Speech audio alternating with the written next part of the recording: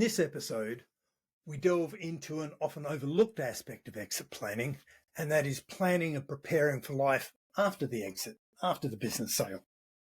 I'm talking to David Buck, and he emphasizes the importance of having a life purpose and defining what's next before taking the leap. We explore what couples should be doing and how they can react and how they can prepare for lifestyle and the relationship changes that are going to happen after they step away from the business. The important thing is maintaining a purpose and engagement with the outer community and your network outside of business in post-exit life, and some practical strategies for navigating retirement together. We've got the top 3 takeaways from this episode are: define your post-exit purpose. For many business owners, their identity is deeply tied to their work. Developing a sense of purpose outside of the business is essential for a smooth transition. You want to maintain your balanced social network. Many business owners don't realize the impact of losing the daily contact with the people in the business and the clients and the staff and what have you. David suggests building a supportive network that lasts long beyond the business transition. And he also suggests building some flexibility into your plans. He encourages business owners to explore and experiment with new pursuits, new interests outside of the business, and he suggests doing this gradually. And it can involve taking some advisory roles, community engagements, all those sort of activities that involve flexibility and keep you active and understanding what you're going to do in this next phase of life. I hope you enjoy the episode. Welcome to the podcast that's dedicated to helping business owners to prepare for exit so you can maximize value and then exit on your terms. This is the Exit Insights podcast presented by Succession Plus. I'm Daryl Bates Brownsword, and today I've got a great guest. I've got David Buck. We're going to discuss a topic that we haven't talked about before on the podcast. We've got close. We've talked about getting yourself and making sure that you're ready for exit when the business is exit ready and making sure the numbers work for you. And we've talked about making sure you know what you're going to do next. But David Buck is a specialist in helping you prepare for what's next. And especially if you're with a partner and you're thinking about, once you sell your business that you will no longer be working or earning a living through your work, what are you going to be doing and how does that impact your life? So welcome, David. Thanks for joining me today. What an honor, Daryl. Thanks for having me. Look, this is a good one because when we had a bit of a planning call, and I remember when you were talking about it, I immediately started thinking about my parents and about 35 years ago, what they were doing and the impact. And when Dad finished work and he retired from the army and a long military career, and he was now home all the time, and my paraphrasing here, getting in Mum's way all the time, and she getting stressed and frustrated. So, is that what we're talking about here, David? Yes, it is the unique element of what happens when couples or partners, typically, if they're not in their business together, they usually have good, solid, independent careers on their own. And then they usually don't retire at the same time or exit their business at the same time. So then eventually they get shoved together, having to spend all this time that maybe they weren't prepared for. And so it can be a difficult adjustment for many. So how do we prepare for that difficult adjustment? I get that some people know it's coming and they prepare for it and put plans in place, and others have got no idea that it's coming. And in most cases, they have no idea it's coming. And here's why. Someone who owns a business, yeah, they either control the outcome of their time or they're used to reacting to all the things that the business provides. So they're kind of like, I'm going to exit the business. I'm going to get right off into the proverbial sunset of retirement life or whatever that is. And they're like, how hard can it be? I've managed this business. I've been responsible for all this stuff. I just have to figure out how to manage my time. And it's a lot harder than they think. I can well imagine, because if I think about the bulk of business owners, whether they be really entrepreneurial or just really good business owners that have managed and run and built a business over the years, they work really hard. They're not afraid of hard work and putting in the big hours, and they are very influential and used to getting things done and making things happen. they think about and they dream about this retirement goal, and they often talk about, well, I'm going to get this done and then I'm going to be sitting on the beach drinking pina coladas. And when you look at that statement and you look at the person, there's a mismatch there. There's no real correlation, because you know that after about a week sitting on the beach drinking pina coladas, they're going to be bored and they'll be looking for something else to do. They'll want to get their hands involved in something. So some business owners realize this and come to this awareness before the deal is signed. And I've seen it happen where, they'll, for some reason, the deal doesn't proceed. And, that's just a sign that they're just not ready. They haven't thought about this. They haven't planned about it, because, it just got real. And, well, I'm not really ready to sit on a beach drinking pina coladas. And what will I do with my time? The business has got my name on it. Where's my self-worth? How do I fill my days? What do I do? So, David, how do you address the situation, and how do you help them prepare and get ready and come up with the right plan for them? The first element is to say, define what is your purpose in life. And so for those of us who are entrepreneurs or your own business, in many cases, it is your purpose. Your business is your purpose. And that's great. That's wonderful if you derive a lot of satisfaction and value from that.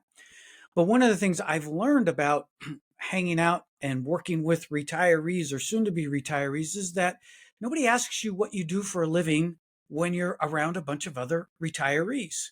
So you have to figure out then and redefine, what is my purpose going to be? And that's really one of the first elements I take clients through, is to say, define your ultimate purpose in life. It can tie back to your work. That's wonderful.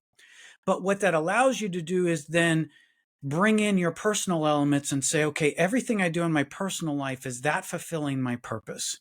And so it makes you think more broadly instead of just tying everything that derives satisfaction from the business. So that makes a lot of sense. Can you give me an example, a specific example of, I guess, someone you've worked with, of once they retired, they connected what they're doing on a daily basis with their purpose? And so, go ahead. Yeah, I was just going to say, when the word came out of my mouth just then, retired, I just sort of realized it's not a word we hear with business owners. They don't talk about retirement. They talk about what's next, because I guess it goes back to their activeness, and they don't think about retiring. It's just their next venture, their next project, whatever that is. And I think that's healthy. I actually am not a fan of the word retirement. I use it because it's the context of what we do. Because you talked about earlier, there are some stereotypes around retirement that says, I get to live a resort life. That I don't know anybody who does. Life is still life. And so an example of purpose is, I'll work with someone who owns a business. And when you get right down to it, this one individual I worked with would really love to develop people. The idea of, how do I work with the team that I have to help them be better at what they do? And so we took that, and I said, okay, so you don't want to live the day-to-day life of the business anymore. Is there a way you can still stay connected with the business as being a development person or a coach to the people in the business? Sometimes that doesn't work out. The new owners want to do a hard cut. I understand that. But we worked him into an area where then he was putting himself in position where he could be a mentor to others. And he was seeking some paid gigs, not because he needed the money, just because I want to derive, I got a lot of value. Great. So it can be paid or not. But we worked him into areas where he was going to be around and to be able to grow and develop people. Yeah. So it's a case of, and I've had this conversation with Dad and others, it's a case of use it or lose it, is the conclusion I've arrived at. And I'm referring to both physical and mental. So I see my parents and fantastic role models. They live on a property. They're in their 80s. They've got a couple of acres. It's a massive property. Yeah, they maintain it themselves mostly. They're getting a little bit of help now, but they maintain it themselves mostly. They're really active. Dad's chopping wood, late 80s. And I'm convinced, just by being, an outside observer on his life, that because he maintains a physical and active lifestyle, he can keep maintaining a physical and active lifestyle. And mentally, it's very similar. He gives back. He goes. I was just talking to them on the weekend, and Mum says, "Well, Dad's got to go to work until whatever." And going to work means he's working with the RSL, and for international audiences, he's helping other returned servicemen or retired servicemen ensure that they get everything that they're entitled to in terms of retirement packages and benefits and what have you, all of their entitlements. And he's working 4 or 5 days a week. He works half days, but he leaves home by about 8:30 most mornings. And, he's home about, just after lunch, has a bit of a nap, and then gets up and does some work around the garden. But, they're both still sharp as a tack. Mm. So is there any, so there's my hypothesis, David. I guess, is there any research around that? Is there, to support that hypothesis? Tied back to purpose, there has been multiple studies. I believe one by the National Institutes of Health in the United States, that basically defining a purpose in your life does add longevity. There is this idea of knowing what you want to do. Now, what I love what your dad has done, which a lot of people struggle when they think about transitioning to the what's next in their life, is they can't wrap around their head this idea of flexibility. So as a business owner, everything, usually a lot is poured into the business. Some business owners get it right. They're kind of like, I've got a great team behind me now. I'm going on holiday for 3 weeks, Yeah. and I'll check in periodically. But what I try to encourage people is think about flexibility. So your dad has this time frame of where he works with others, probably termed on his time, where he's like, I'll do this during this time frame. The receivers of those benefits, they're going to be flexible, because it's kind of like, I get access to Daryl's dad, so I need to make sure that needs to be around this time frame. So this is where I try to tell people, regardless, even if you want to keep your business as you get older, derive, how can I have as flexible a lifestyle so I can pursue both personal and professional to my liking and on my timetable. What I'm hearing, David, is doing it on your terms is the important piece here, and that's part of purpose, isn't it? If you know why you're doing it, then you can set yourself up to be doing that, and doing it on your terms, that keeps you energized and it gives you purpose. There's another stat, or I don't know if it's an old wives' tale perhaps, that we hear about. Historically, you see so many people passing away, I guess, ultimately to very short time after finishing work. And again, is there any research that suggests that they no longer have a purpose, they no longer have a reason to get up anymore? And I don't know, I'm just totally speculating here, but there's sort of, you can't help but to think, well, that there was nothing left for them and the body just gave up. So there is data from the, again, United States data, the Social Security Administration, that individuals who retire early, and early in the United States is like 62 or younger, have actually a 2% more chance of dying before they're 65 than Wow. someone who waits to retire than they're 65. Now, I have a theory behind that data, and I think in a lot of cases, particularly people who own their own business, they, what I call, push back on their health issues. I'm not feeling well. I don't care. I have to get up. I've got a lot of things that I've got to do today.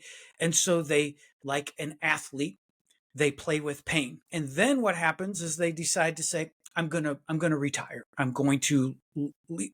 Well, then all of a sudden they notice the pain more. And so they go to the doctor, and then they realize, I got these medical conditions. And so I think that plays a part in it. But this is where your parents, whether intentional or not, the idea that they're taking care of this property naturally lends itself to a structured personal care approach. They are out, they're active, they're doing things. And that's also a challenge for people are exit their own business when the business is just about everything, because they derive their mental and physical stimulation from that business. And then when they move into an unstructured life, they don't replace those with equally engaging either activities mentally or physically to help continue what they've been doing. Okay. So what we're talking about is we've dwelled on, I guess, we've dwelled a lot on the negative side of things, and Mhm. what happens if you don't have some purpose, and you don't have a reason for getting up and being energized and looking after yourself physically and mentally every day. Let's jump into some of your best tips, Ben, around what couples can do specifically. One of the partners are retiring, and what can they do to support and condition and train, and because it's a brand new life, really, isn't it? It's a big transition point. That is correct. And it's surprising how many couples don't talk to each other before they head into it. Everyone's focused on the financial elements. Obviously, that's important because you can't do any activities in post career life if you don't have the finances tied to Yep. it. However, what typically happens is one person retires first. And typically, statistically, it's the wife. If it's a traditional partnership, the wife is the one who retires first, typically a year or two beforehand. Now, ironically, women outlive men in the United States again by 5 years. It can be up to 6 or 7 years internationally. Yep. Around the world. So they're retiring first. They're actually going to live longer than their husband. So they get into a routine of understanding retirement life sooner than the husband. Then the husband decides, boom, they go either cold turkey or they move into it. And if you look at this statistically, um, if you're working 48 hours a week, and I know business owners work more than that, but let's just use that. And then you're fortunate enough to sleep 7 hours a night, there is 40% of your awake time right now is structured through your career. You Right. take that away and you have a couple that now are together with no work involved, have to figure out what to do with now an additional 40% of their life that wasn't planned and structured together now has to be structured together. And the ones that do it well are the ones that work on it before they retire. They play at retirement. So typically 2 or 3 years, they start to do stuff more together. They start to think about what are those key elements that we like to do together, but we also like to do alone. And they define that structure before they head off into retirement. Okay, so and that's where you see a lot of them, with the old golf, and you need to do your thing and have some of your time, and I need some of my time, and Correct. whether I go to my man cave or whatever it is, and you do whatever you do, and it gives you energy and refuels your energy source and supplies. What you're saying is we need to, and I guess it's a bit like the business owner leaving their business. They need to transition out. Yeah, and we talk about moving into a chairman style role so that you're Mm. out of the day-to-day side of the business and you're just guiding it and steering it, operating it from remote control.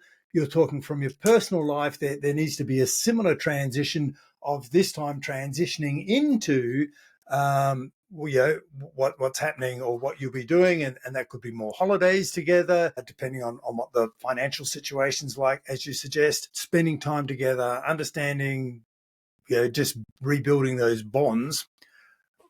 What are some of the challenges they experience, David? So typically, what happens there is the idea that when I'm together, either I have to do it all together. So when I go into retirement, it's like I got to figure out what everything I'm going to do with my wife. Well, I think probably what you have to step back is plan out a typical retirement week. Now that's more difficult than what you think, because that planning that typical retirement week, typically what people do is they lay out Monday, copy and paste it to every other day of the week. Yeah. What I want you to do is to say lay out Monday and then Tuesday, each day individually, but you have that conversation, whether it's around the kitchen table, together with your spouse or significant other, and you lay out to say, in a typical retirement week, what do you anticipate us doing together? Or this is what I think we should do together.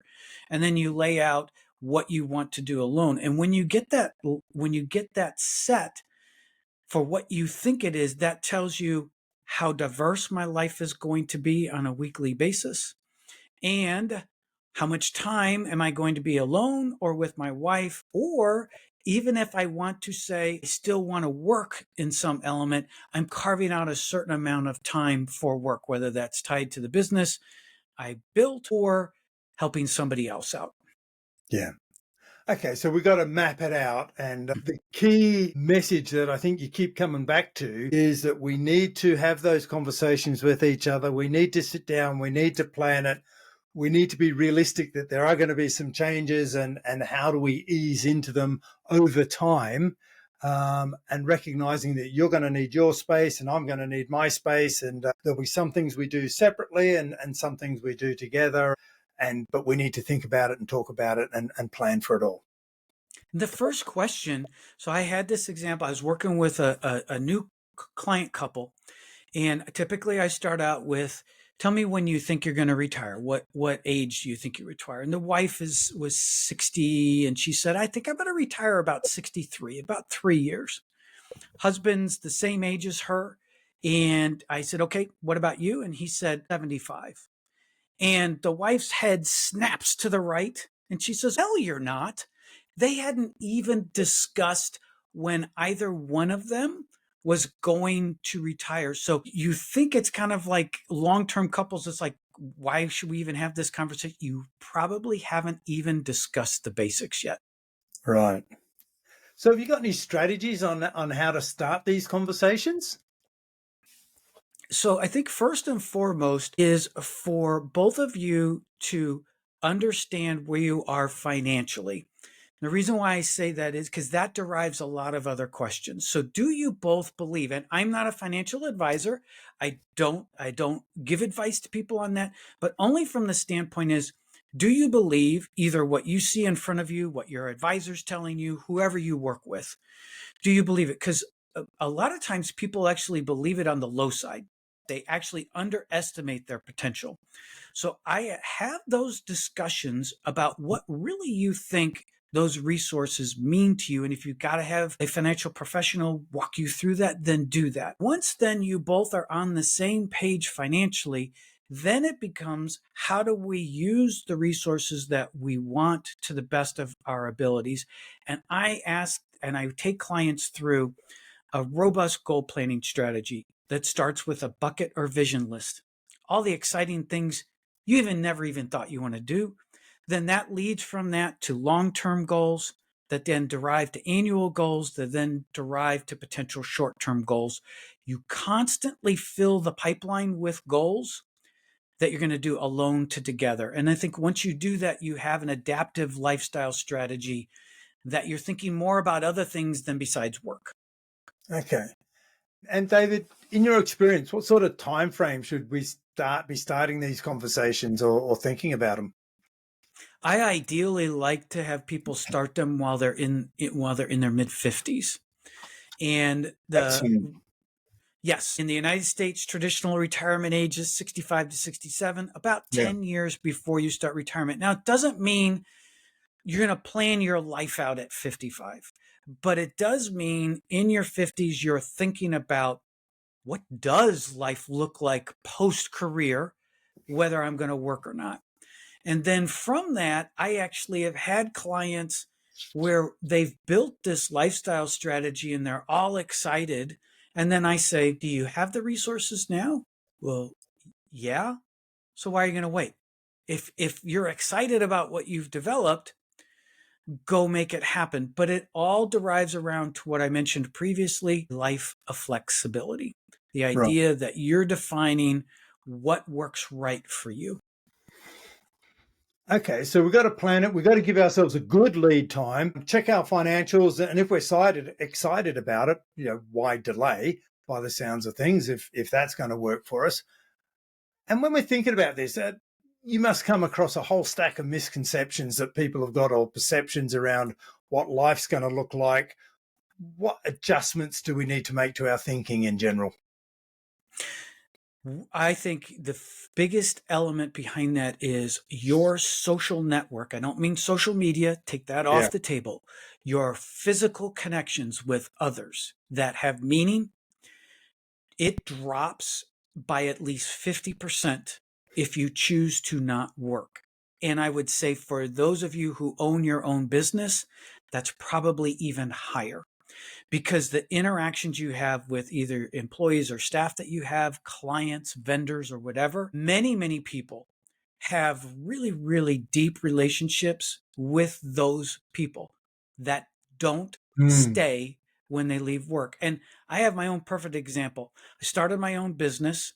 I had deep corporate relationships with clients, customers, coworkers. I have only handfuls of those left, and it's nobody's fault. But when you look at it, what's the main connection that's deriving you with many of your Sure. relationships is the business you own and the work Yep. that you do. So this is where I push people to say, if you're going to head into a post-career life, take an audit of the relationships to you that are so critical that you want to have them no matter what. Then you're going to have to invest time in those relationships, even if you don't feel you're getting that equal time back, but you're still investing time. Right.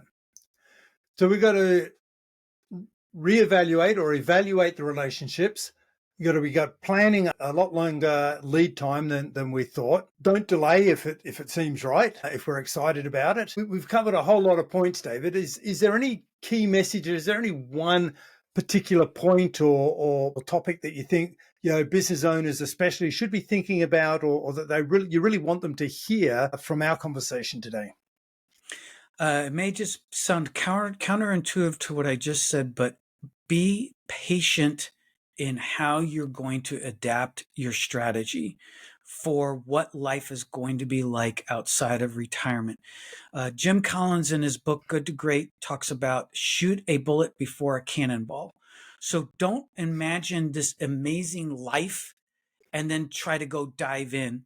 You have the opportunity before you head into whatever your life is beyond your business to try to figure that out. And so shoot a bullet, do some small things, derive a holiday and take some trips and say, do I even want to do that in retirement life? Figure out some non-profit or non-works value activity with others to see if that's what you'd like to do. But take it slow and be patient. That's why I like the long lead time. Brilliant. So give yourself time to make the transition and slot into your new lifestyle. Brilliant. David Buck, thanks for sharing your exit insights with us today. Daryl, it's been an honor. Thank you so much. And I really appreciate it. I hope you enjoyed this episode of the Exit Insights podcast. If you haven't already, now's a good time to subscribe and get notified of all future episodes. Now, if you're planning to exit and sell your business one day, you want to be sure that it's exit ready, when you're ready to exit and with the numbers that work for you. Now, this is going to need some planning. Now, the Business Sellability Scorecard is a good place to start. Just answer a few short questions about your goals and your aspirations for your business and your succession, and you'll get a report and a score for you, your business, and your numbers. As many of our guests have already said, don't wait until it's too late. Don't wait until you're ready to sell. Start your exit planning now to make sure that you're one of the 20% of business owners who successfully exit their business.